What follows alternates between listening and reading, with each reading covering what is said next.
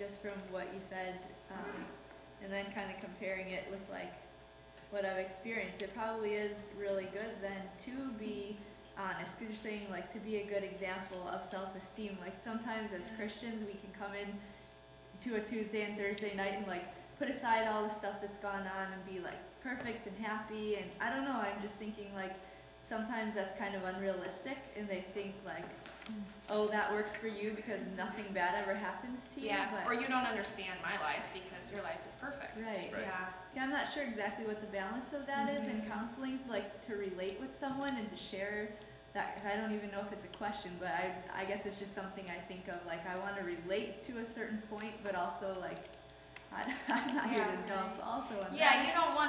You never want to make it your session where, here, let me complain about everything going on in my life. Right. But I think you can kind of feed off of what they're telling you. Like if they say this is going on, you can say, you know, I remember a time in my life when I dealt with this, and this was helpful to me, or I just remember how tough that was, or, you know, just kind of help them see that, you know, you have been places maybe that they have been, without really having to tell your whole story and making them feel like then they have to support you. Yeah. You can, like, at least tell them, you know, I kind of maybe know what you're going through a little bit, you know, maybe not exactly, but, you know, I had times in my life where I was struggling with this or that, and, yeah, I think that can be really helpful. Instead of trying to be like, I can be supportive for you because you don't have to worry about me, I don't have any problems, and it's trying to find that balance. Yeah. I wonder if it would be like thinking about what you're saying about yourself rather than about what has happened to you. So I think we should always be honest about things that the Lord is doing in our life or that's happened to us maybe.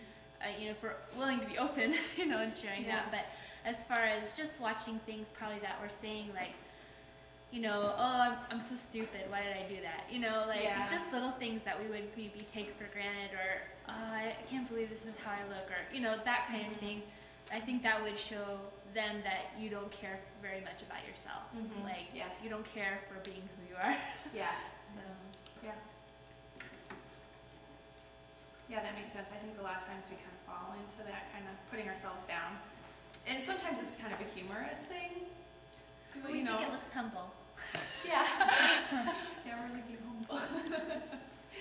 So trying to find, maybe, can we put a positive spin on that, you know, somehow with somebody and say, you know, I definitely had a tough day today, but this is some ways that God helped me through it, and I'm here tonight, and this is the reason I came, because I knew it would help me feel better, you know, and kids are going to be sitting there thinking, yeah, I feel the same way, you know, and then all of a sudden you have a connection because you have that in common.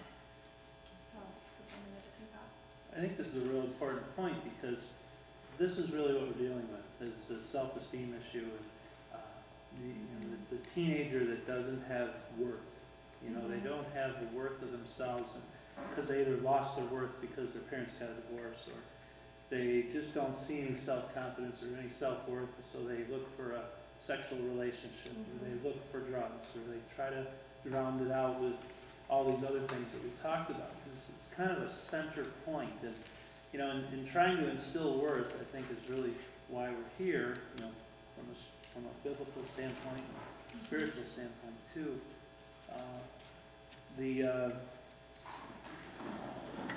I love the thing that you were saying though about, you know, what do you do? What interests do you have? And I think this is where the youth center is going. Is you know, do you like to help academically? Do you like to do music? Do you like to act? Do you, you know, trying to find what they really can pour themselves into can really make a huge difference, and then making poor decisions. Things like that.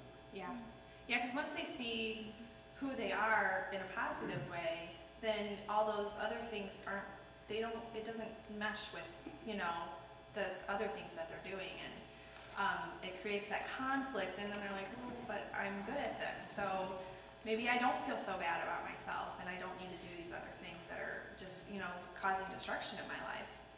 So that's a really good point. And it's great that you guys are on the pathway to doing that, because there are so many talents and gifts that people have. And I think that a lot of times you don't really see them. You know, they don't see them, and it's hard to see them until you really get to know them. But once you find it, and they really feel like they have a place or a purpose, I mean, you've probably seen it. Like, you can just change people so much.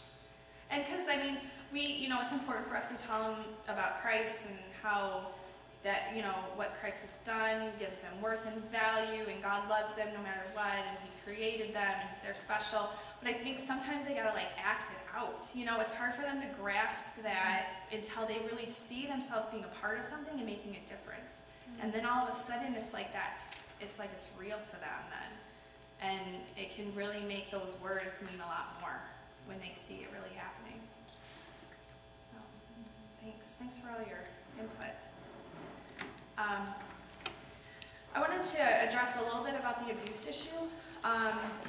Sexual abuse, other types of abuse. I know that there's struggle sometimes to know, what am I supposed to do when someone comes to me and tells me something that's going on? Am I supposed to call DCFS, or am I going to report? What am I supposed to do? And I think I would give you 2 guidelines. First of all, when you would most definitely want to do something, make some type of report, or however kind of procedure you guys have for that. If the person is currently in a dangerous situation still, if the abuse is still occurring, if they're in a situation where the abuser is still there, where it can happen again, your main priority is that the person would be safe.